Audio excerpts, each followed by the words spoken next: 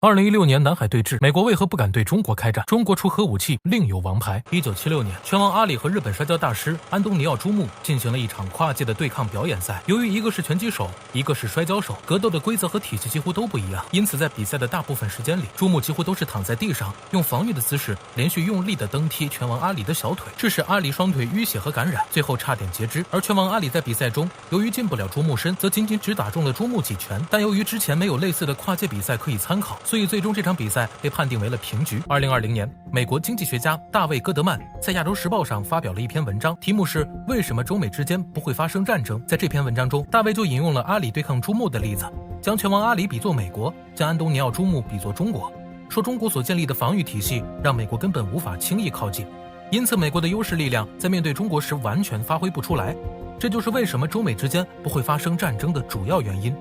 同样，英国的军事专家在《经济学人》上论述下一场世界级的战争时，虽然认为中美之间爆发冲突的可能性正在加剧，但美国却并不敢贸然和中国开战，因为中国除了核武器外，不只有一张王牌，中国的防御体系和反击能力在常规武器的战争中就能够拒敌于门外。而美英专家所说的中国的防御体系，指的就是中国在反介入武器领域取得的巨大成就。其实早在2016年的时候，中美之间就爆发过一次严重的军事冲突，那就是中美南海对峙。当时菲律宾在美国的挑唆下，将南海问题交给了一个所谓的南海仲裁法庭，这个法庭由菲律宾私自建立，既没有法律效应，也没有任何判决权利。其中仲裁法庭的5人小组也是菲律宾和美国临时拼凑出来的，可以说该事件本就是菲律宾自导自演的一场政治闹剧。所以面对这场荒唐的闹剧，我国外交部很快发出了声明，对于该法庭的任何制裁，中国始终以不承认、不接受和不执行的态度去面对。眼看中国不吃这一套，美国便耍起了他霸权主义的那一套惯用伎俩，试图以军事震慑的手段逼迫中国屈服。从2016年4月开始，美国便联合菲律宾以军事演习为借口，不断派遣军队逼近南海，挑衅中国。到7月的时候，美军的挑衅到达了顶峰，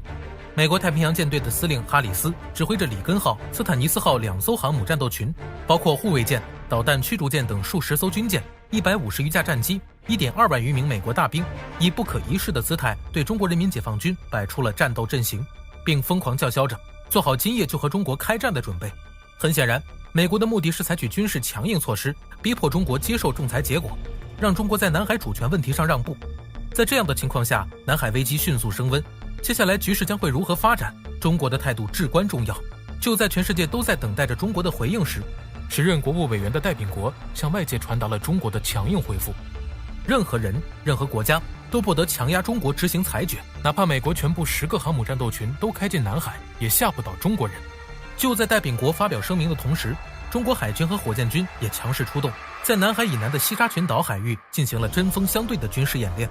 中国解放军4位上将联合坐镇一线指挥，北海、东海、南海3大舰队齐聚，各兵种武器也齐齐出动。海面上，包括辽宁号航母在内的100多艘主力战舰整装待发，海底里094A 型战略级核潜艇也部署就位，他们携带着射程达8000公里以上的巨浪2型弹道导弹，随时准备迎敌。在空中，轰6、歼轰7、歼11B 等空军主力作战部队也携带着鹰击12超音速反舰导弹枕戈待旦。除此之外，陆地上，在西南地区的崇山峻岭中，号称航母杀手的东风21D、东风26反舰弹道导弹也已进入发射阵位，一旦美军航母有所不轨，将会齐齐射向美国航母。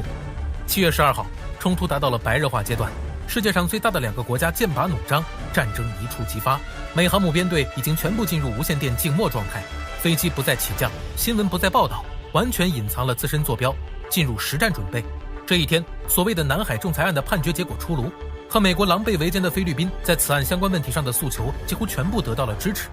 但面对这种荒唐的闹剧，世界上绝大多数国家和组织都没有予以承认，中国更是斥责仲裁结果为一张废纸。面对这样的结果，全世界都屏气凝息，南海一下子成为了世界的焦点。而就在各国媒体等待美国会采取什么样强硬措施逼迫中国就范时，美军却悄无声息地撤退了。这是怎么回事呢？难道美国决定前功尽弃吗？原来在中美对峙最紧张的时刻，中国媒体放出了几张照片，拍摄内容是我国的轰6K 型轰炸机在黄岩岛上空载弹巡查。与此同时，我方火箭军的航母杀手东风21D 弹道导弹也罕见在电视上露面。外行人可能从这几张照片中看不出什么讯息，但美军却清楚得很。因为美军在进入无线电静默状态后，位置已经隐藏了起来，而隐藏的地点正在黄岩岛附近。中国发布的这几张照片，就是告诉美国，我们已经知道了你的位置，且东风21D已经瞄准，随时可以向你射击。于是，在照片发布后不久，美军只得紧急撤离了航母群，狼狈逃回了美国。而美国在印太战略中的盟友，在远处等待支援的菲律宾、日本、澳大利亚等国的军舰，也在看到美国撤退后，也都跟着撤走。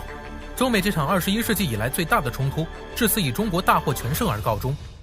在这之后，美国认为在军事上封锁中国人民解放军最有效益的第一岛链已名存实亡。中国在第一岛链内构建的反介入体系，对美国航母战斗群的威慑能力相当强大，美军已无法在第一岛链内建起对中国的军事优势。要注意的是，美国已无法在第一岛链对中国产生军事优势这句话，指的是抛开核武器的威慑，单在常规武器的较量上，美军在面对中国时也不能随心所欲、任意横行。这一点要比核武器威慑重要得多。为什么呢？因为在面对中国时，核武器并不是美国最忧虑的一个点。在当今世界，合法拥有核的5常国家都具备核反击能力，而所谓的核反击能力，指的就是己方在遭遇敌方的第一波核打击后，仍然具备足够的核力量对敌方发起有效的2次核打击。也就是说，不管强度多大的饱和式核打击，都无法完全摧毁5常国家中任何一个国家所有的核力量。再换句话说，只要你敢动用核武器，我就有足够的能力和你同归于尽。所以，在当今世界的热战争中，没有国家敢真的动用核武器。核武器在当今世界更像是一个具有无穷威慑力的图腾，它的象征意义要远大于它的实际意义。举个眼前的例子，俄罗斯在俄乌战场已经僵持1年多了，俄军常规武器和电子设备老旧落后的缺点已经暴露无遗。但在如此艰难的情况下，你看俄军敢动用1个核弹头吗？要知道俄国的拥核数量要比美国还多，所以核武器最大的作用就是告诉世界，不要踏上我的领土一步，更不要妄想毁灭我。然而，在一场冲突性的局部热战争中，常规武器依然是最重要的军事力量，因为这是实实在在敢拿出来用的。而中国正是明白这一点，所以一直以来都只是将核武器的数量维持在刚刚够用的地步，剩余的精力和物力则都用在了研究近岸防御方面。中国不会主动侵略他国，但要保证当有外敌入侵时，有完全足够的能力拒敌于国门之外，并对敌方的有生力量和重要基地进行防御性的毁灭打击。而东风系列导弹就是我国反介入战略的代表，这是我国维护和平、反对侵略战争的必要手段。已故的南开大学教授艾跃进曾经说过这样一句话：尊严只在剑锋之上，真理只在大炮射程之内。这句话完美诠释了和美国这样的流氓国家打交道时需要遵从的外交法则。所以中国在面对美国的打压和威慑时，考虑的问题从来都不应该是对方敢与不敢的问题，而是自己怕与不怕的问题。中国在近现代各方面都落后的情况下，能打赢抗日战争、朝鲜战争、越南战争，靠的就是面对强大的对手，明知不敌也要勇于亮剑的亮剑精神。所谓狭路相逢勇者胜，即使在面对强敌时倒下，也要成为一座山、一道岭，一个令后人永远激扬和热血的精神丰碑。只有这样，前赴后继的中国人才不会倒下，坚毅不屈的华夏精神才不会倒下，伟大而古老的中国才不会倒下。这才是中国最大的底牌。特朗普对中国1300多种加征关税的清单上，机智一批的他唯独划掉了他们至少80%都要向中国进口的稀土，因为在稀土上中国能把老美的脖子卡到窒息，并且在全球都找不到替代渠道。我国掌握着世界90%的稀土供应，在全球上只有中国一超没有多强，是真正的王牌产业。这个让我们自豪的产业，却建立在我们曾把稀土当猪肉卖的血泪史上。30年前那场将全球强国都卷进来的稀土大战，开战前我们被美日欧等国逮着羊毛可劲薅，最后却被中国将计就计，摇身一变成为了美国口中的霸权主义者。稀土为什么可以作为一个国家的命脉？可以说它可是比石油都重要的战略物资，被称为工业黄金。美国制造福特级核动力航母要使用稀土达27吨，生产一架 F-35战机需要400公斤，一枚爱国者导弹中也含有3公斤的稀土。可以说你日常中见到的飞机、新能源车、手机等都需要用到稀土。军事方面，凡是我们能想到的高科技武器，比如激光炮、电磁炮、卫星、雷达等，可以说没有稀土，就连三体中的水滴都得躺在设计图上。中国稀土的储备量是世界第一，但凡中国沾点第一的东西，那美国绝对不会让你好过。1980年之前主导着全世界稀土行业的就是美国。美国加州的芒廷帕斯矿一度供应了全球90%的稀土需求。当时美苏争霸愈演愈烈，为了确保战争时期美军不会缺乏关键的稀土原料，就将本土的稀土开采列为了核武器的级别。一场针对中国稀土的阴谋就应运而生。1982年，美国战略原料局向总统里根提交了一份33页的报告，整篇报告汇总成一句话，就是我们应该停止开发自己的稀土资源，向中国购买，埋在我们土地下面存储起来，等把中国掏空之后，我们再高价卖给中国，岂不美哉？美国干着损人利己的事儿，那真是为首熟耳。1990年，中国开启了市场化改革，大量国有企业破产或改制成了民营企业，民营企业自然以盈利作为首要目标。在稀土的暴利下，一时间经营稀土行业的企业如雨后春笋般建起了数百家，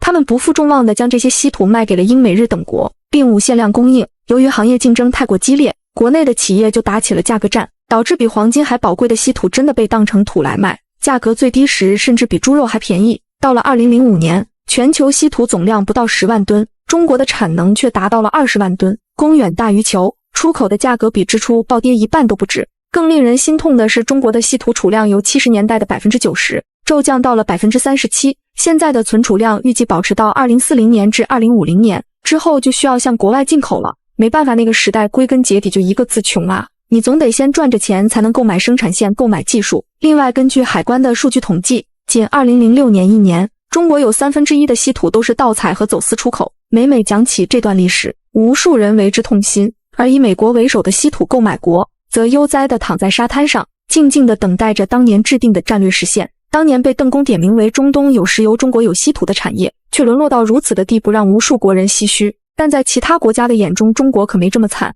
在中国低价高纯度的稀土冲击下，国外稀土公司开始大量倒闭，稀土产业链断档。视频开头的芒廷帕斯矿在2002年就被美国关停。全世界的稀土企业都面临着一个选择，要么是被中国廉价的稀土冲垮，要么将企业迁入中国进行本土化生产。相信多数企业都会选择后者，将生产线搬到中国的外企大部分却被中国悄悄收购和瓦解了。比如曾经为美国生产最先进导弹磁体的麦格昆茨公司，如今背后的2大股东分别是中科院的下属企业中科三环，另外一个是国资委下属公司的中国有色金属集团。洋气十足的麦老登的名字下可是实打实的中国企业。除此之外，2005年中国西部矿业收购了美国稀土合金生产厂，2009年中国五矿集团收购了澳大利亚矿业公司，收购澳大利亚全球金属矿业公司等等。基本上全球所有有关稀土的头部企业都被我国直接和间接吞并。这个时候你可能有疑问，为什么他们甘心被收购？那是因为此时中国已经掌握了稀土从开采到分离以及提炼的整个完整的产业链。